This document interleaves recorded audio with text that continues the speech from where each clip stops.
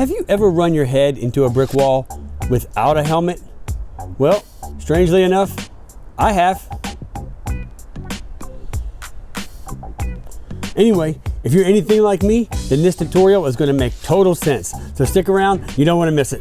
Hey everybody, I'm James. I started this channel because one day I woke up and realized I was 43, but felt like I was 83. Every day my body could do one less thing than it could do the day before.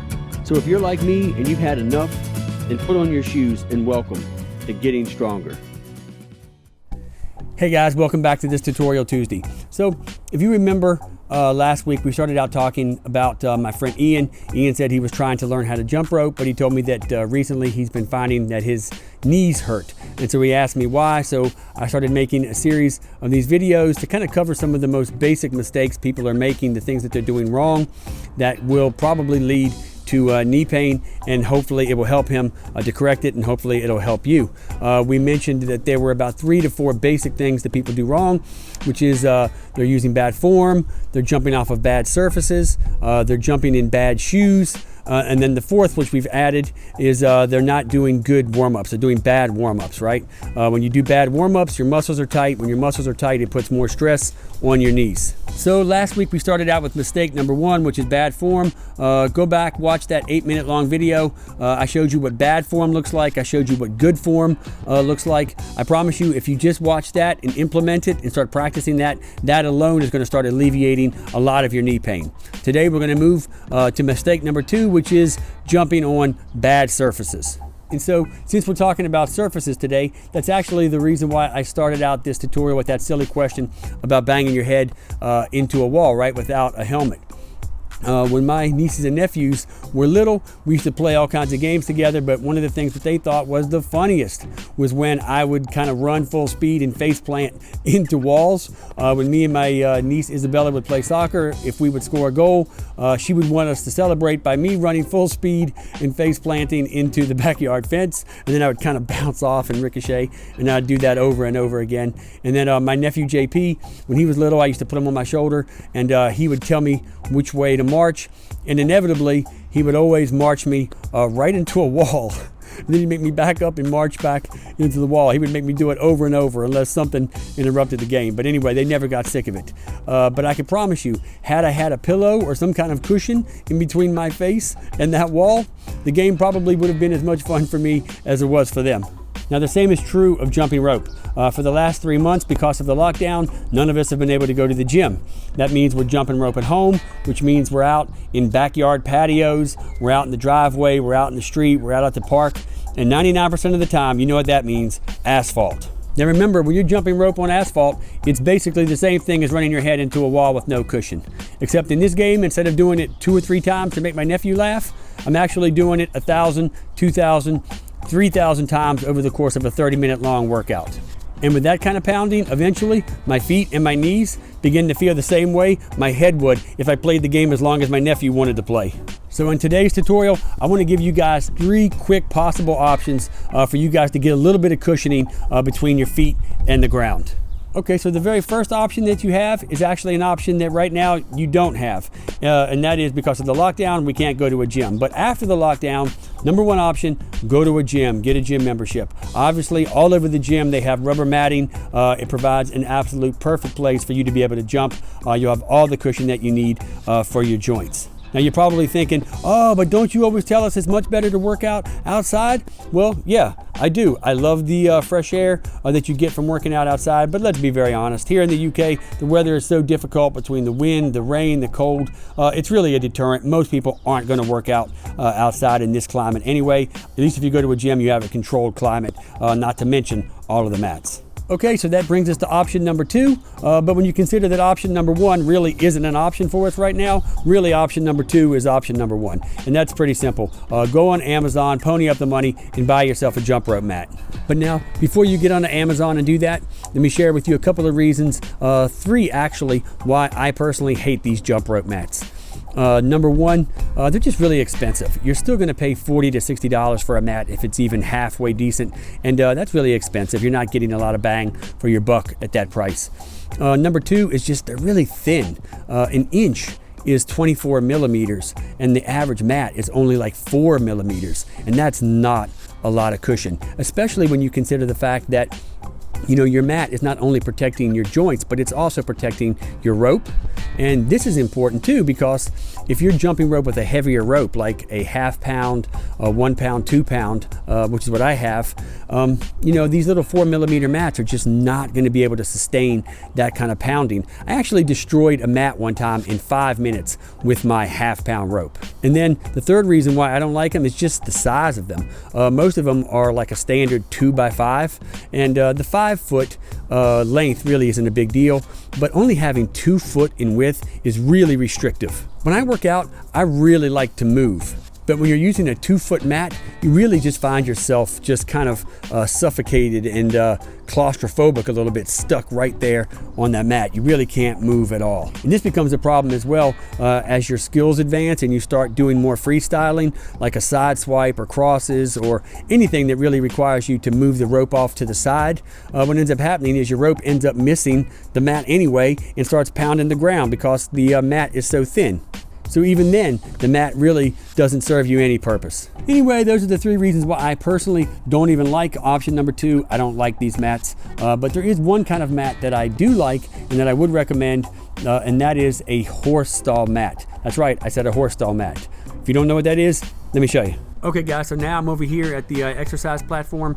This is where I lift, it's where I jump. You can see I have some mats down on the ground behind me. Now these mats are called horse stall mats, and for obvious reasons. If you were a rancher or a person who owned a horse for recreation, and you don't want your horses standing up on like cold, hard, rocky ground for long periods of time, right? So you just throw these mats down so that way when they're standing up in their stalls, it doesn't damage their hoofs. So these are the mats that I use, and these are the mats that I recommend, actually for the same 3 reasons that I typically don't like, don't use, and don't recommend the traditional run-of-the-mill mat. And that's price, thickness, and size. Okay, so number 1, let's talk about price. You can typically get these mats, depending on the thickness, for anywhere from $40 to $60. If you're in America, go buy a local Tractor Supply. If you're here in the UK, go buy Homebase. If you're really lucky, you can catch them on sale for as low as like $35, and that's a lot of bang for your buck. Okay, so that brings us to number 2, which is thickness. Remember I told you before the average jump rope mat is only 4 millimeters?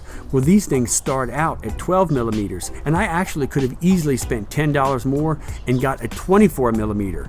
And so even going from 4 millimeters to 12 millimeters is a huge game changer. Not only does it provide me a ton more cushion for my joints, but it also helps protect my rope. Because remember I told you when you're using heavier ropes, they're going to destroy these little 4 millimeter thick mats. Well, I've been out here before on this thing at 12 millimeters, and even after an hour long of pounding it with my 2-pound rope, it looked pristine, not a nick on the mat. And then the third reason why I love these horse stall mats so much is the size. Remember before I said the average mat is a 2x5? Well, these come standard 4x6. Now that extra 5 to 6, that extra foot in length really doesn't matter. But man, going from 2 feet to 4 feet really opens up a world of possibilities. It allows you to move a little bit more and really feel like you don't feel so claustrophobic. Plus, again, as you start to advance and you start freestyling and that rope starts moving side to side, you don't have to worry about banging your rope on the ground because you got 4 feet of width to support you. Now, in order to be fair, I have to tell you about the one downside about going with the horse stall mat, and that is a complete lack of portability. All that extra thickness and all that extra size comes with extra weight. These things are really, really heavy. I kind of have a saying about these things, where it lays is where it stays. That's right. So you're not going to be rolling this thing up and throwing it in your car and taking it to the park or taking it to your buddy's house. So if you're somebody that just absolutely likes to jump at a different place every single day and you need a mat that you can throw in your car, a horse stall mat is not for you. Okay, so that brings us to our third and final option here on the list. And to be honest with you, especially recently, number 3 is where it's at for me. And that's because option number 1 really isn't even an option. We can't go to the gym. And unfortunately, option number 2 isn't viable for me because I do train in different locations. I actually coach jump rope, and so I'm constantly traveling around, meeting up with clients and training with people around town. And I can't bring them all here to my yard, nor can I throw my horse stall mat in the car and take it with me around town. So number 3, that's the winner. But in order for me to show you what number 3 is, I actually have to take a little trip. So I'm gonna grab my gear, jump in the car, and I'll meet back up with you guys in about 5 minutes, okay? See you there. Okay, so I'm back. Option number 3, go to your local park. But don't just go anywhere in your local park. Find the playground. The reason is because, well, at least here in the UK, all of the playgrounds have this chewed up, compressed tire tread. So it's all rubber all around for the flooring. It's a wonderful place to jump rope on. They do that so when the kids fall, they don't get hurt. Now I know in America, it's typically mulch, so that's not gonna help you, so sorry if you're in America. But if you are in the UK, you can find this pretty much anywhere. I promise you, 9 out of 10 public parks are gonna have this rubber tire tread flooring at the playground area. So go find it. It's an absolutely wonderful place to jump rope. I love it. To be honest with you, this is my favorite place in the world to jump. It's the best of both worlds. I come out here, I get all of the sunlight, I get the fresh air, I look at trees and grass and nature and the ducks and the birds.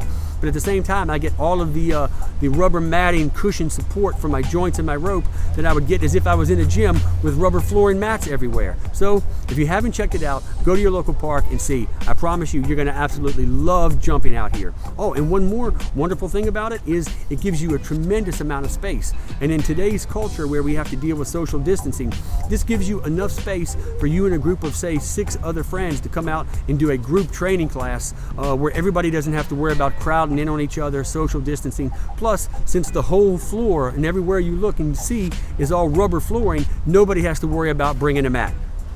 Anyway, that's it for this Tutorial Tuesday. Follow me on Facebook at Keep Getting Stronger or Brummy Jumpers. You can also follow me on Instagram at the same thing, Keep Getting Stronger or Brummy Jumpers. So until next time, remember as always, Psalms 139 verse 14 tells us that each and every one of us fearfully and wonderfully made, and we came from the hand of our Creator above. Our Heavenly Father loves us and He has plans for your life. And I can promise you that those plans are going to require energy, vitality, vigor, and strength. And we get those things by taking care of ourselves, by eating well and exercising every day. So for the rest of this day, whatever you eat, whatever you drink, and whatever you do, just keep getting stronger. And I'll see you guys back on our next episode.